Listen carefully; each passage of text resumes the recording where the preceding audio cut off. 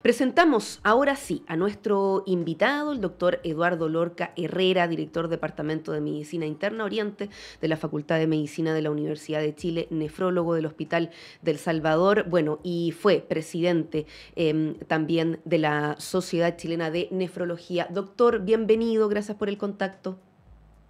Hola, buenos días, Diana. Buenos días a los auditores de Radio Universidad de Chile. Doctor, comentaba en la introducción que la enfermedad renal crónica es un problema de salud que impacta, bueno, a distintos actores, sin duda, primero a quien la padece, pero también a su familia, a la sociedad, a los servicios de salud. Y más allá de las fechas, porque nos ayudan a reflexionar y crear conciencia, como fue en marzo pasado, el 14, que es el Día Internacional del Riñón, queremos darnos esta oportunidad para seguir educando, difundiendo los impactos de esta enfermedad y cómo nuestro sistema le hace frente. Leía que este año el lema, por ejemplo, para la campaña en marzo pasado, Salud renal para todos, promover la igualdad en el acceso a la atención sanitaria. ¿Por qué poner foco en este lema pensando en los casos hoy respecto de esta enfermedad que ya vamos a ir ahondando más adelante en algunas preocupantes cifras?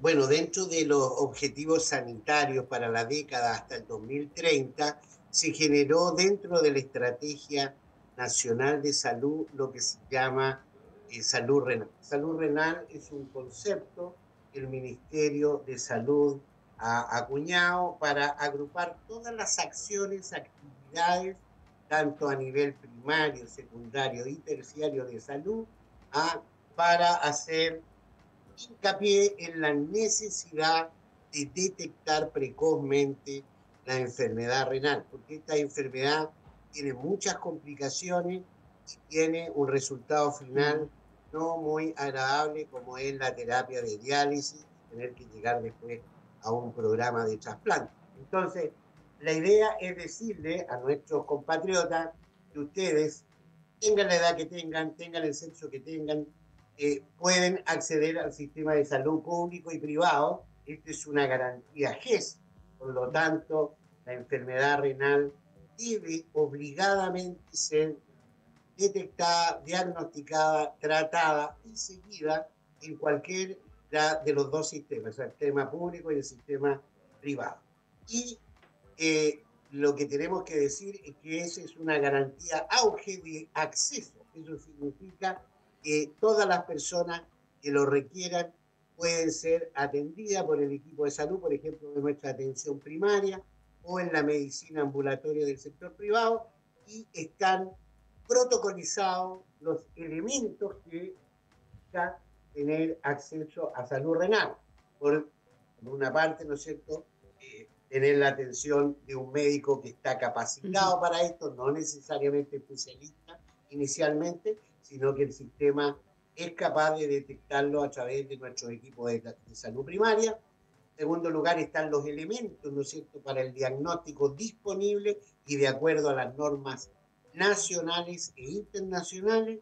En tercer lugar, hay un fondo de fármacos para poder ofrecer a nuestros pacientes y tratar los factores de riesgo cardiovascular y las medidas anti-progresión de la enfermedad renal, asegurar el seguimiento y que el paciente no va a perderse y va a ser trazado y seguido por el sistema con cierta frecuencia de acuerdo a la gravedad de la enfermedad renal. Incluso los pacientes que no tienen enfermedad renal pueden volver a entrar al sistema a través del examen de medicina preventiva o a través, ¿no es cierto?, de la pesquisa del programa de salud cardiovascular de las patologías más frecuentes, como son, por ejemplo, la Ujú. diabetes y la hipertensión. Doctor, hay algunas cifras que se han ido entregando en los últimos años que llaman a la alerta en el mundo, pero también en nuestro país. Se ha hablado de un alarmante aumento. Ahondemos en eso y además en la importancia de lo que es, en este caso, para el funcionamiento de nuestros organismos, hablamos de la salud renal. Claro, este es un tema muy relevante porque la enfermedad renal ha ido creciendo en el mundo.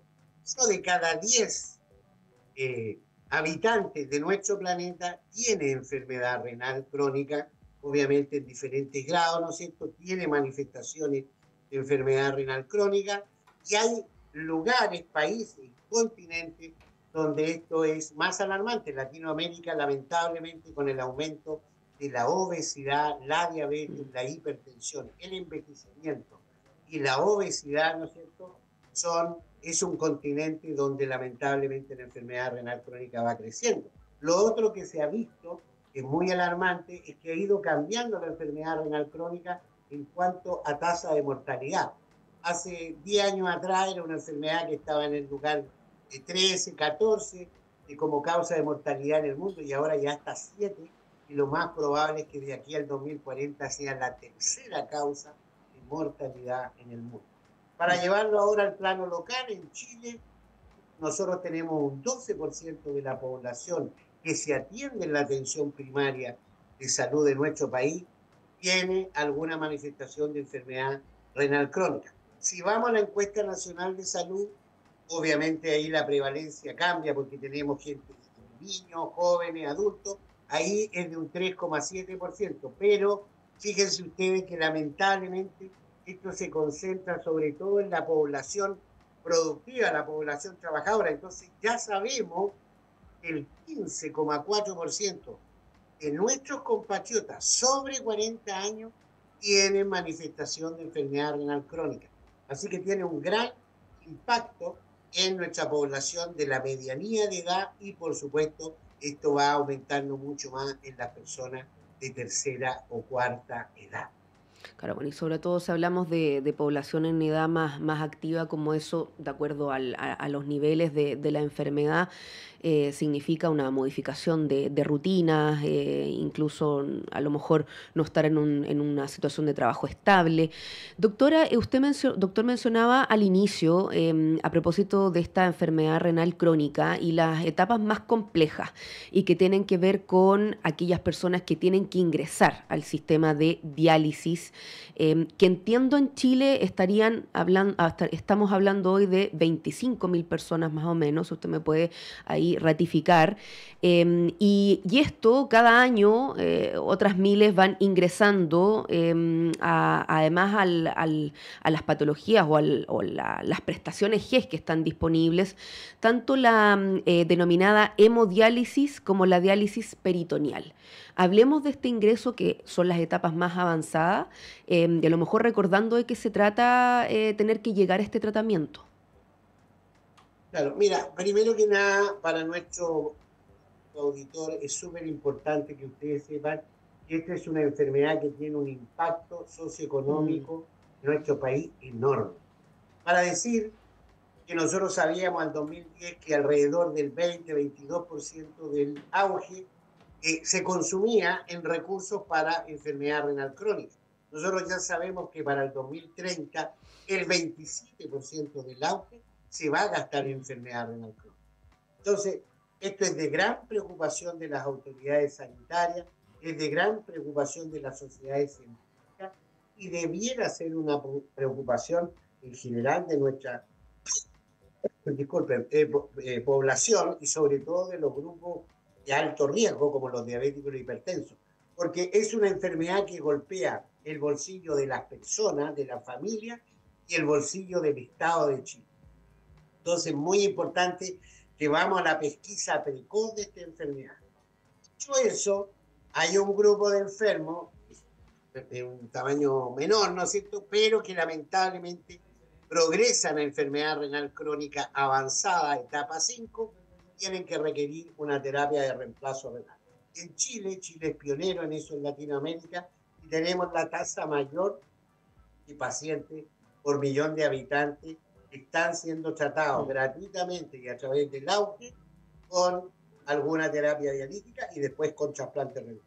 La gran mayoría de los pacientes, alrededor del 90%, se encuentran en hemodiálisis y el 10% en peritoneodiálisis. Son dos técnicas muy buenas.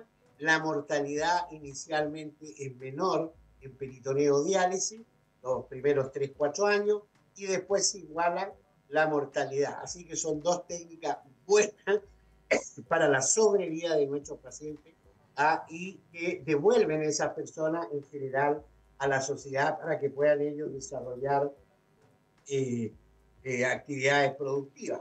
Sin embargo, hay también un grupo grande de nuestros pacientes que lamentablemente tienen una calidad de vida bastante deteriorada.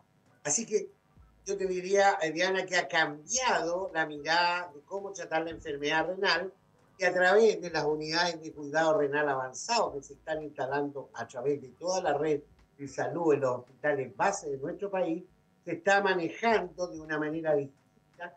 Se le está ofreciendo a los pacientes tratamiento conservador. Hay personas que no se van a beneficiar de la diálisis, pero que nosotros tenemos que seguir tratándole su anemia, la enfermedad ósea, evitando los eventos cardiovasculares, y tenemos que también seguir teniendo la posibilidad de ofrecerle diálisis, ya sea hemodiálisis, que se hace a través de una operación, ¿no es cierto?, que genera un acceso vascular que se llama fístula arteriovenosa, y en el caso de la diálisis peritoneal, que se pone un catéter en la pared abdominal, ¿no es cierto?, que permite el ingreso y la salida de un líquido que depura a través del peritoneo a nuestra sangre.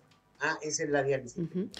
Y después, ¿no es cierto?, dentro de los pacientes en diálisis, los centros de diálisis tienen la obligación de ofrecer programas de trasplante renal a nuestros pacientes. No todos van a ser beneficiados también con el trasplante renal.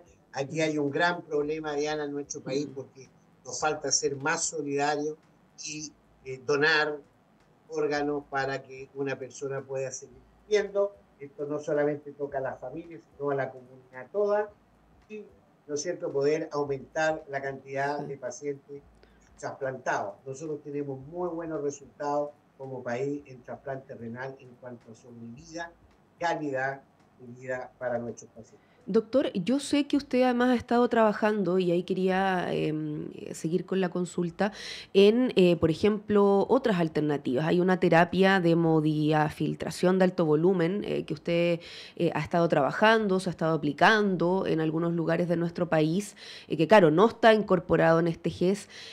¿Cómo se ha dado esa práctica con los pacientes? ¿Cómo una alternativa como esta, que si ha tenido observaciones positivas, podría ingresarse y ser otra alternativa? Claro, el tema es que la diálisis, ¿no es cierto?, es una terapia que lleva muchos años como alternativa de tratamiento de reemplazo renal, y obviamente han habido avances tecnológicos, han habido avances que han permitido ir mejorando la prestación de diálisis en cuanto a calidad, ha ido mejorando en cuanto a permitir también mejora en la calidad de vida de los pacientes. Entonces, nosotros normalmente en Chile tenemos lo que se tiene en todas partes del mundo, es hemodiálisis, que se llama de alto flujo. Esta terapia tiene una mortalidad, tiene una tasa de complicaciones y, ¿no es cierto?, ofrece una sobrevida digna para nuestros pacientes. Pero han habido cambios en los últimos 10 años, ¿no es cierto?, en el mundo, y se ha ido avanzando. Entonces, dos técnicas que han aparecido en el ambiente de la diálisis, una de las que conocemos más y que en Chile se ha avanzado antes, ya hay más de 1000 pacientes en nuestro país que se están haciendo esta técnica, que se llama la hemodiálisis de alto volumen. Y esta técnica lo que ofrece es nada más ni nada menos que un 24% menos de mortalidad de la que tenemos con la técnica de ahora. O sea, es un plus en cuanto a mortalidad. Pero no solo eso, sino que también esta técnica mejora mucho la calidad de vida en pacientes que son cardiópatas, en niños que transitan desde la niñez a la adolescencia y a la adultez en terapia de diálisis y que no han sido posible trasplantar, y un montón de otros pacientes, ¿no es cierto?, como aquellos que tienen enfermedad osteometabólica y otros problemas asociados a la enfermedad renal crónica en diálisis. Así que nosotros ya disponemos en nuestro país de esta técnica y esperamos, se lo ha solicitado al gobierno, ¿no es cierto?, que haga el reembolso adecuado, apropiado para poder cubrir los costos de esta técnica, que tiene alrededor de un 25 a 30% más de costo, pero que eso se gana, ¿no es cierto?, a través de la mejor calidad y la menor mortalidad con los pacientes. Hay Mm. otra técnica que está por ingresar a nuestro país, que se llama la hemodiálisis expandida, ¿no es cierto? De la cual sabemos que ya hay resultados positivos, pero hay menos información Ujú. científica, así que vamos a tener que ver qué va a pasar con esta técnica. Pero el mensaje es que no, los nefrólogos en el mundo no nos hemos quedado tranquilos, sino que estamos tratando de aportar mejoría a nuestros pacientes, aportar en mortalidad, en calidad de vida, y para eso probablemente vamos a tener que hacer modificaciones de los estándares actuales, de los protocolos actuales, ayornarlo y llevarlo a otro nivel, ¿no es cierto? Como podría ser con hemodiálisis de alto volumen. Ujú. Nos quedan los últimos minutos y no quería dejar de preguntarle, porque bueno, el año pasado recuerdo hubo algunos temas de gestión respecto de centros de diálisis, también hubo algunos planteamientos sobre reajustes en los presupuestos, incluso estuvo ahí en medio del debate sobre el presupuesto 2024. Hay algunas mesas de trabajo que también se han implementado por parte del Ministerio de Salud para efectivamente avanzar en estas políticas públicas. Según su punto de vista, comentemos algunos principales desafíos que esto debería, o cuáles son los principales desafíos que usted observa en estas siguientes etapas. Primero que nada, el primer desafío, ¿no es cierto?, es atacar el problema de la generación de nuevos pacientes para diálisis. Si no bajamos la tasa, en realidad, como ustedes escucharon, vamos a tener un problema económico de salud mayor de aquí próximamente al 2030, 2035. Así que es fundamental tener salud renal previa, ¿no es cierto?, a la diálisis para poder controlar estos pacientes, porque están ingresando 1.800 pacientes cada año Mm. nuevo, lo cual significa que si el 2023, ¿no es cierto?, teníamos 218 mil millones solo para diálisis en nuestro país, ahora estamos hablando de 235 mil millones solo para diálisis en el 2024. Así que este es un gran impacto económico. Después hay un tema de la elegibilidad. ¿Quién elige? ¿Dónde? ¿Cómo? FONASA tomó la decisión de tomar a los pacientes, ¿no es cierto?, y derivarlos según criterios propios. Esa parte no parece bien desde el punto de vista que rompe un poco con la relación médico-paciente tratante o centro, lugar, tratante. Entonces ahí hubo un problema con los pacientes porque muchos pacientes decidieron que no iban a seguir la indicación de FONASA y esto llegó hasta el Parlamento. Mm. Entonces, hay que generar un sistema de acceso a la terapia de reemplazo renal que respete también al paciente en sus consideraciones con respecto a dónde realizarse el tratamiento. Después hay un problema grave de financiamiento de la diálisis en Chile, porque siempre ha ido por detrás el reembolso, siempre ha ido por detrás el reajuste. De partida no se hace un reajuste, sino que se usa un infractor, un número creado por la Autoridad Económica y Sanitaria, que siempre va debajo del IPC. Entonces, esto ha generado en los últimos 10 años un deterioro del reembolso de diálisis, lo cual impacta al final típicamente a los pacientes, porque los centros de diálisis no tienen la capacidad, ¿no es Claro. cierto?, de generar recursos para poner la planta de agua al día, cumplir con el reglamento de diálisis cada vez más exigente, cambiar los monitores de diálisis, capacitación para el personal en estas nuevas técnicas, etcétera, etcétera. Y todo esto, imagínense, en medio de la pandemia, Sí. en medio de una crisis logística mundial, en la generación de filtros, de harina, etcétera. Así que ha sido bien turbulento desde la pandemia ahora, los últimos 4 años, y para rematarla, en el último reajuste hecho este año, se dejó muy por detrás a la diálisis peritoneal no se reajustó en valores que convenía, y por otro lado el Ministerio lanzó lo que se llama compromiso de gestión a los servicios de salud para que aumenten en un 5% cada año que venga el programa de diálisis peritoneal, que es un programa mucho más cercano a la vida cotidiana del paciente, que se puede desarrollar en su casa, que tiene menor mortalidad los primeros 3, 4 años. Entonces, un poco Mm, no entendible que por un lado aumente la presión sobre el sistema de salud para que se haga más diálisis peritoneal y por otro no haga un reajuste, entre comillas, adecuado para reembolsar, ¿no es cierto?, la diálisis peritoneal. Y por lo tanto la diálisis peritoneal, a diferencia de la hemodiálisis en Chile, no ha avanzado, no hay novedades, no podemos traer líquidos de diálisis peritoneal más modernos y que son de mejor calidad para claro. nuestros pacientes. Entonces, ahí hay un problema serio entonces de reajuste de los recursos económicos, de cómo beneficiar o no a las diferentes terapias y, por otro lado, ¿no es cierto?, la elegibilidad que podrían tener los pacientes con respecto a dónde van a recibir su terapia de reemplazo.